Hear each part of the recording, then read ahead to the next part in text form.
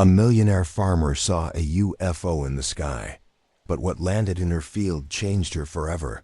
The amber whiskey burned as it slid down Eleanor Ellie Whitmore's throat, her weathered hands gripping the crystal tumbler like a lifeline. At 62, she'd earned every line etched into her face. 40 years of farming the same 3,000 acres of prime Nebraska soil that her grandfather had left her, building an agricultural empire worth over $50 million.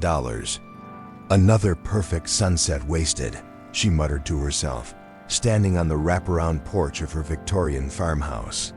The isolation she'd chosen after her husband's death 15 years ago had become both her sanctuary and her prison. The sky above stretched endless, painted in shades of deep purple and gold. Ellie had always found peace in these moments, when the world seemed to hold its breath between day and night. But tonight felt different. The air hummed with an electricity that made the hair on her arms stand on end. That's when she saw it.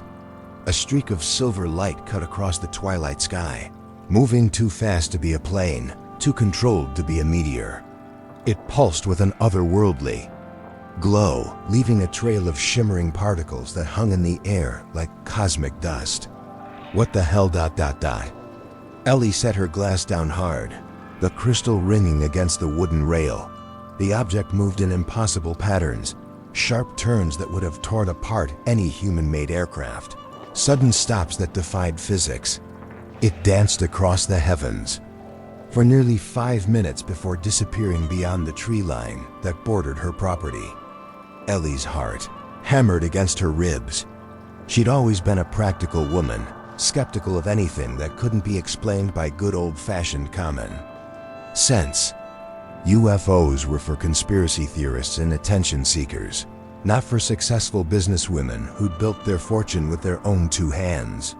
Too much whiskey, she said aloud, her voice shaky. That's all it was.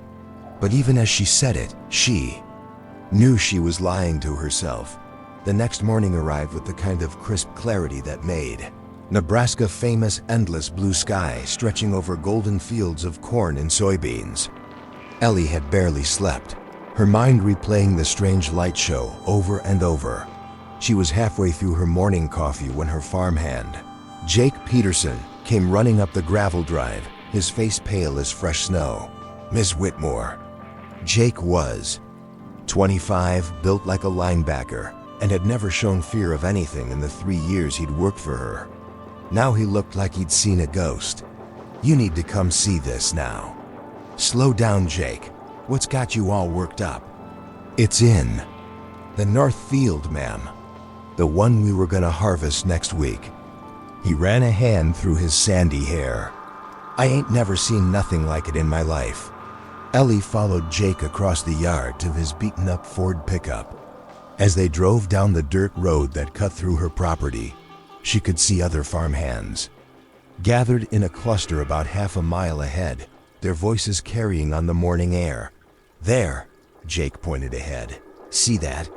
What Ellie saw made her breath catch in her throat. In the center of her cornfield was a perfect circle, about 30 feet in diameter, where every stalk had been flattened in an intricate spiral pattern. The corn wasn't broken or damaged, it was bent at precise angles, creating a geometric design so complex it looked like it had been drawn by a master mathematician. But that wasn't the strangest part. In the very center of the circle sat an object that defied every law of physics Ellie had ever learned. It was roughly the size and shape of a large boulder, but it seemed to be made of a material that shifted between solid and liquid, metal and crystal. Its surface rippled like water while maintaining its form, and it pulsed with the same silver light Ellie had seen streaking across the sky. Nobody touch it, Ellie commanded as she climbed out of the truck. Her farmhands Jake, Maria Santos, Tom Bradley, and young Kevin Mills formed a wide circle around the phenomenon, their faces masks of fear and wonder. Ms. Whitmore, Maria stepped forward. She was the most level-headed of the bunch, a 40-something, mother of 3 who managed the farm's financial records. Should we call someone? The police? The government? Ellie stared at the object, feeling something she couldn't name stirring in her chest. It wasn't fear, it was recognition, like seeing a face from a half-remembered dream. "No," she said quietly. "Not yet." As she spoke, the object's pulsing intensified, and Ellie felt a strange warmth spread through her body. Images flashed through. Her mind star maps, mathematical equations, and symbols that seemed familiar despite being completely alien. "Boss?" Jake's voice sounded far away. "You okay? You look like you're about to pass out." Ellie blinked, realizing she'd been staring at the object for several minutes without moving. "I'm fine. Everyone back to work. We don't talk about this to anyone outside the farm." "Not yet, but Ms. Whitmore," Tom started. "That's an order," Ellie said firmly. "Anyone who talks gets fired and loses their bonus. We keep this between us until I figure out what we're dealing with." The farmhands exchanged worried glances but nodded. They'd worked for Ellie long enough to know she meant business, and the pay was too good to risk over gossip. As the others dispersed, Ellie remained by the circle, unable to tear her eyes away from the impossible object. The morning sun climbed higher, but the thing in her field seemed to generate its own light, pulsing in a rhythm that matched her heartbeat. She pulled out her smartphone and took several photos, though something told her the images wouldn't capture what she was really seeing. Sure enough, when she looked at the screen, the photo showed only an oddly shaped rock in a circle of flattened corn. "What are you?" she whispered, as if responding to her voice. The object's glow intensified, and Ellie felt that strange warmth again. This time, the sensation was accompanied by something else, a voice that spoke not to her ears, but directly to her mind. "We have been waiting for you." Eleanor Whitmore. Ellie stumbled backward, her heart racing. "Who's there? Who said that?" The voice came again, gentle but unmistakably alien. "Do not be afraid. You were chosen long before you were born. The time has come to remember." "Remember what?" Ellie looked around wildly, but she was alone in the field except for the mysterious object. Images flooded her mind, her childhood, but not as she remembered it. She saw herself as a 7-year-old, standing in this same field under a star-filled sky, holding hands with beings of light who spoke in the same wordless voice she was hearing now. "You agreed to forget until it was time. That time is now." "No," Ellie shook her head violently. "That's impossible. I would remember something like that." But even as she protested, more memories surfaced. The recurring dreams she'd had as a child about flying among the stars. The way she'd always felt different, like she was waiting for something she couldn't name. Her uncanny ability to predict weather patterns and crop yields that had made her fortune in farming. "Your world is in danger, Eleanor. The knowledge you carry within you is the key to saving both our peoples. But first, you must choose to remember who you truly are." Ellie sank to her knees beside the crop circle, overwhelmed by the flood of suppressed memories. She saw herself as a young woman, standing in this same spot, promising beings of light that she would guard their secret until humanity was ready. She saw the neural blocks they'd placed in her mind, designed to activate only when the time was right. That time was now. "The government," she gasped, understanding flooding through her. "They know you're here. They're coming." "Yes, they have been monitoring our communications. You have perhaps 12 hours before they arrive. At that time, you must decide, will you help us complete our mission, or will you allow them to take what they cannot understand and turn it into a weapon?" Ellie looked up at the sky, remembering the wonder she'd felt as a child when she dreamed of the stars. Then she looked back at her farmhouse, at the life she'd built through hard work and determination. Everything was about to change. "What do you need me to do?" she asked. Night fell over the Whitmore farm like a heavy curtain, bringing with it a tension that seemed to press against Ellie's skin. She stood in her kitchen, loading her grandfather's old Winchester rifle, a weapon she hadn't touched in 15 years. but somehow knew she might need tonight. The object in her field had been growing throughout the day, its silver glow intensifying with each passing hour.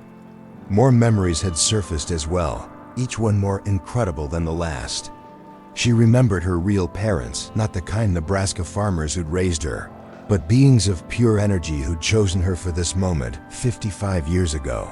A soft knock at her back door made her jump. She peered through the curtain to see Jake standing on her porch, his face grim in the yellow light. "Jake, what are you doing here?" "I told everyone to go home. Couldn't sleep, Ms. Whitmore." He stepped inside. When she opened the door, glancing nervously around the kitchen, "Keep thinking about that thing in the field, and about the black SUVs I saw parked on County Road 7 about an hour ago." Ellie's blood ran cold. "Black SUVs? Yes, ma'am. 3 of them, with government plates. They were just sitting there with their engines running, like they were waiting for something. They are here sooner than expected," the voice in Ellie's mind whispered. "You must act now." "Jake, I need you to listen to me very carefully," Ellie said, her voice steady despite the fear clawing at her chest. "What I'm about to tell you is going to sound crazy, but I need you to trust me." Over the next 10 minutes, Ellie explained everything, the memories that had been hidden in her mind, the true nature of the object in her field, and the choice she now faced. To her credit, Jake listened without interruption, his expression growing more serious with each word. "So you're saying you're part alien?" he asked when she finished. "Hybrid," Ellie corrected. "My consciousness is human, but my genetic structure was enhanced. That's why I've always been able to predict things others couldn't. Why I've been so successful at farming. I was designed to be the perfect guardian for their technology." Jake was quiet for a long moment, processing what he'd heard. Finally, he nodded. "You know what, Ms. Whitmore? After 25 years of living in Nebraska, seeing a UFO is probably the most interesting thing that's ever happened to me. What do you need me to do?" Before Ellie could answer, her cell phone buzzed with a text from an unknown number. "Miss Whitmore, this is Agent Sarah Shun with the Department of Extraterrestrial Phenomena. We know what's in your field. We're going to talk. Please don't do anything rash." "Too late," Ellie muttered, showing Jake the message. "They're already here." Through the kitchen window, she could see headlights approaching down her long driveway. 3 black SUVs moved in formation, their headlights cutting through the darkness like accusatory fingers. "Eleanor," the alien voice spoke urgently in her mind. "The device in your field contains the genetic code for a new strain of crop that could end world hunger. But in the wrong hands, it could also be weaponized to destroy all plant life on Earth. The choice is yours. Activate the device and trust your species with this gift, or allow us to retrieve it and wait another generation. What happens if I activate it? You will become what you were always meant to be, a bridge between our worlds. But you will no longer be entirely human." The SUVs pulled up in front of her house, and Ellie could see armed figures emerging from the vehicles. They moved with military precision, surrounding her home while maintaining a respectful distance. A woman in a dark suit approached the front door, her hands visible and empty. Agent Chun looked to be in her 40s, with intelligent eyes and the bearing of someone accustomed to dealing with the impossible. "Miss Whitmore?" Agent Chun called out. "I'd like to talk. Just talk. May I come in?" Ellie looked at Jake, who nodded. Grimly, "Let her in, boss, but I'm staying right here." Agent Chun entered alone, declining Ellie's offer of coffee, but accepting a seat at the kitchen table. "I know this is overwhelming," she began, "but you need to understand what's in your field could change everything. We've been monitoring extraterrestrial communications for decades, and we know this isn't the first time they've made contact with you."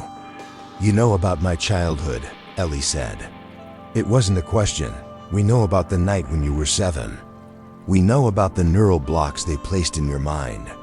And we know you're the only human being capable of safely interfacing with Their technology. Agent Chun leaned forward. But we also know that technology could be incredibly dangerous in the wrong hands. She speaks the truth, the alien voice confirmed. But her organization would seek to control what should be freely given. What exactly are you asking me to do? Ellie asked. Come with us. Help us understand the device. Work with our scientists to ensure it's used for the benefit of all humanity, not just a select few. Jake snorted.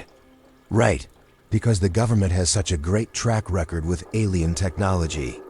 Agent Chun's expression tightened. Mr. Peterson, I understand your skepticism. But without proper oversight, that device could fall into the hands of terrorists, foreign governments, or corporations who would use it for profit rather than humanitarian purposes. The choice must be yours alone, the voice in Ellie's mind whispered. But know this: once activated, the device cannot be undone. It will change your world forever. Ellie stood up, her decision crystallizing in her mind. Agent Chun, I appreciate your position, but I've been preparing for this moment my entire life, even when I don't remember it, and I've made my choice. Ms. Whitmore, please. Jake, I need you to take my truck and drive to town. Call Maria, Tom, and Kevin. Tell them to come back to the farm immediately. Boss, what are you planning? Ellie looked out the window toward the glowing field. Something that should have happened a long time ago. Agent Chun stood quickly. Ms. Whitmore, I can't let you activate that device. The potential for catastrophe is outweighed by the potential for hope, Ellie finished. Jake, go, now. As Jake headed for the door, Agent Chun spoke into her radio.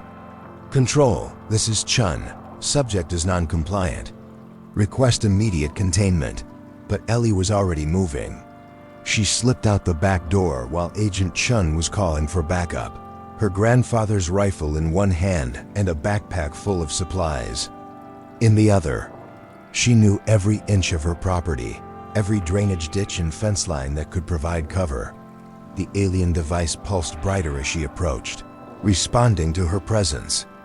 Government agents were spreading out across her property, their flashlights sweeping the darkness, but they were moving cautiously. They needed her alive and cooperative. Are you ready, Eleanor? I've been ready my whole life, she whispered, stepping into the crop circle. The moment her feet touched the flattened corn, electricity shot through her body. Not painful, but transformative. She could feel her DNA rewriting itself, her consciousness expanding to encompass knowledge that had been locked away for decades. The device rose from the ground, revealing itself to be not just an information storage unit, but a sophisticated terraforming device. It projected a hologram showing Earth as it could be: green, abundant, free from hunger and want.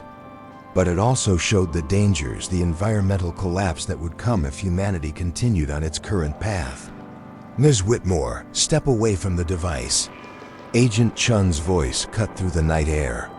Ellie turned to see the agent and her team at the edge of the crop circle, weapons drawn but not aimed. They looked afraid, not of her, but of what they didn't understand. It's too late, Ellie called back, her voice carrying new harmonics that seemed to resonate in the air itself. The process has already begun. She placed her hands on the device, and knowledge flooded through her, not just about the alien technology, but about her own true nature. She was a bridge, designed to help humanity take its next evolutionary step. The beings who had created her had been trying to help humanity avoid the mistakes their own species had made millennia ago. The device began to dissolve, its molecular structure breaking down and flowing into the soil. But it wasn't being destroyed, it was becoming one with the earth itself, spreading through root systems and groundwater, carrying its genetic gifts to every corner of the planet. What have you done? Agent Chun whispered. What I was born to do, Ellie replied, her transformation now complete. She could see the energy patterns of every living thing around her, could feel the planet's ecosystem beginning to respond to the alien influence. I've given humanity a choice: evolve or perish. In the distance, she could hear Jake's truck returning, bringing her other farmhands. They would be her first disciples, the ones who would help explain to the world what was coming. The changes would be subtle at first: crops that grew faster and more nutritiously, plants that could survive in previously barren soil, trees that could process carbon dioxide more efficiently. But over time, the effects would compound, offering humanity a path away from environmental destruction. But with the gift came responsibility. The alien genetic code would only flourish in soil tended by those who understood the sacred relationship between humanity and the earth. Those who sought to exploit it for purely selfish gain would find their efforts withering. Thank you for watching this story unfold with us here on M&A The Story Unfolds. If you enjoyed it, don't forget to subscribe to the channel and turn on the notification bell so you never miss a new tale. We'd love to know where you're watching from. Leave a comment below and tell us what part of the world you're joining us from. Your support means everything. See you in the next story.